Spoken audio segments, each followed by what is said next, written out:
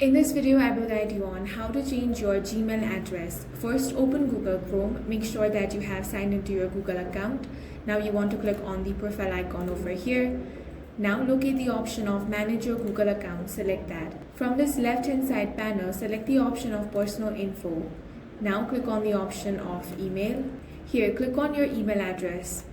If you see the option that says you cannot change this address, then the feature isn't available for your account yet. If your account is eligible, you will find the option of Change Google Account Email. Go ahead and select that. Now make sure that you read through all of this. Now enter your new Gmail address. If the address is available, click on Change Email. Review your current and new email addresses, then confirm by clicking on Yes. Once the change is complete, your new Gmail address becomes your primary email address. Your original Gmail address is automatically kept as an alternate email, so emails sent to either address will continue to arrive in the same inbox. You can also continue to use your old address to sign in if needed. That's all for this video. If you found it useful, make sure to hit the like button and subscribe for more videos like this.